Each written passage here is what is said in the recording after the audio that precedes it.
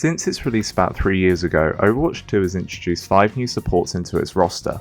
While it's always nice to have some new support mechanics to play around with, especially as a support main myself, I feel like a lot of these supports were released into the game in an incredibly broken or underpowered state, causing a lot of frustration in both the casual and ranked game modes.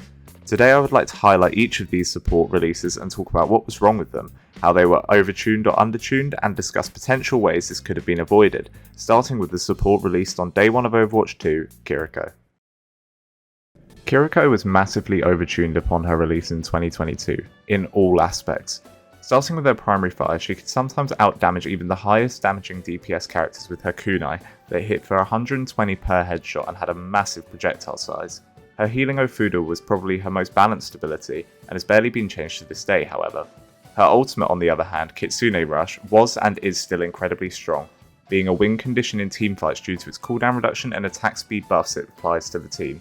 What really broke her was her 2 abilities. Swift Step basically gave her a free out in any team fight as long as one of your teammates was positioned slightly further away, being able to teleport even through walls in under a second with no cast time. Her Suzu was her shining ability, however.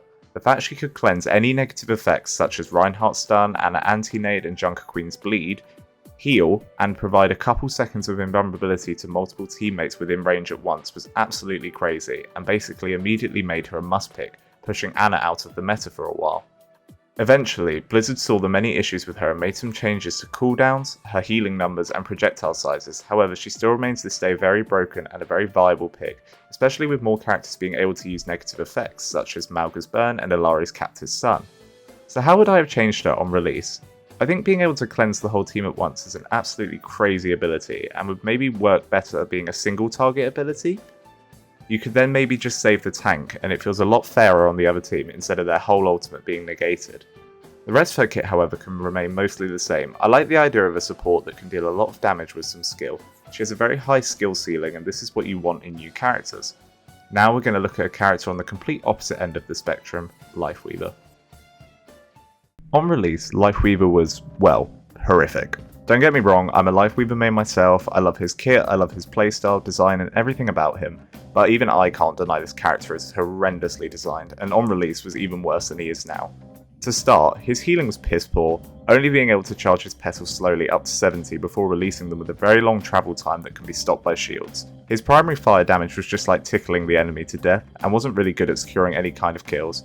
His petal platform was pretty much useless at this point, only really being used if you were communicating with teammates, which is very rare in casual and lower ranks. His dash is nice for sustainability, but at the time only did 25 healing, which just makes it pretty pointless. His ultimate and life grip were both mediocre abilities, with his life grip being occasionally useful if he had an overextended teammate not in team chat, and his Tree of Life sometimes being able to save people with burst healing. I feel like the most insulting part of his kit was his passive at the time, dropping a petal that healed whoever picked it up, including enemies? Who actually authorized this at Blizzard? I genuinely need to know. Why they thought they could release a character in this state being this underpowered and absolutely useless into the competitive system, I have no idea. I know that was a big string of negatives about this character, but on the bright side I think Blizzard has really got Lifeweaver into a good state. Personally I like to run the perks that give him 30 more healing when he dashes, and his petal platform increasing attack speed by 25%.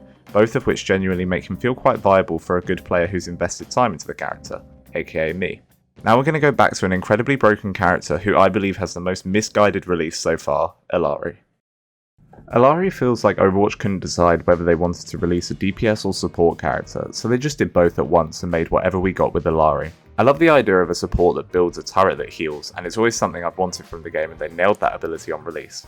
Her slight movement with her outburst is fine, I suppose. It's good at pushing away enemies and getting her out of sticky situations, but that's kind of it. What truly broke the character, similar to Kiriko, is being able to outdamage a lot of DPS characters with her solar rifle. Her real broken ability was her ultimate, however, Captive's Sun, which would immediately destroy any grouped up team. The worst part of it was that on release it was such an unstoppable ability, even hitting through shields and dealing such high damage with both direct and chain explosions. Like I said earlier, I don't think a support that deals a lot of damage is a bad thing, especially in a meta where heal botting is sometimes common and higher health pools have just been added to the game. But it gets to a point. She can put down her pylon and passively heal the team, get ult charge, use her beam secondary fire in emergencies, and then use her ultimate to win a whole team fight. Her kit is so basic yet somehow incredibly overtuned in terms of damage and healing numbers. I think that Blizzard have really done the right changes with her though, reducing her projectile size, reducing her healing and damage numbers and leaving her in a state where she's not breaking the meta, but can occasionally be a really fun and viable character if your DPS is struggling to dish out enough damage.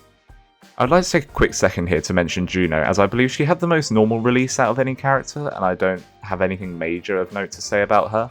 She's a very solid character, if not a little bit underwhelming. Her healing and damage numbers can rival the likes of Baptiste and Moira in the hands of a good player, but this is her exact problem. She kinda does nothing of note, and she's just pure heals and damage character. I don't think this is a problem though, as some of the mechanics that Blizzard have been introducing have been completely bizarre, so just having a regular normal character is honestly quite refreshing. Anyway, back to the most recent character, Wuyang. This section is going to be a little bit shorter because I genuinely think Wuyang has had an okay release. To start on a positive note, he's super fun. He's really exciting to play with. I personally love his kit, I find it so interesting and unique. His primary fire is super fun to use, his abilities feel really fluid, he's got good movement, and he just feels really well designed on his own. Having a Wuyang on your team in the current meta can sometimes feel like a bit of a death sentence, as he does not have that consistent healing output that people are looking for with how the game is played at the moment. I feel like his character release is actually really good and he's in a very balanced state, however he falls victim to being released at the wrong time into a meta he's really going to struggle into. I fear we haven't even seen the full potential of him yet, as so many players have already ditched him to go back to playing the more meta characters. I really hope he does get some more time in the spotlight during a future meta, as he is generally so tightly designed and feels like his whole kit flows together so nicely. It's just unfortunate that Blizzard happened to release their best designed support since Overwatch 2 into a meta that doesn't utilise him in the slightest. Thank you so much for watching this video to the end. Just like for the future of this channel, I really want to do like another couple videos like I did with the Mercy timeline video. I really enjoyed making that video and want to definitely make more of those. And I feel like I'll be able to upload more consistently than I have been in the last year, which is just, I haven't been uploading at all. But yeah, I'm going to start with some of those videos, maybe doing like a video on each role, stuff like that. I really want to get back into making Overwatch content. So yeah, stay tuned for that.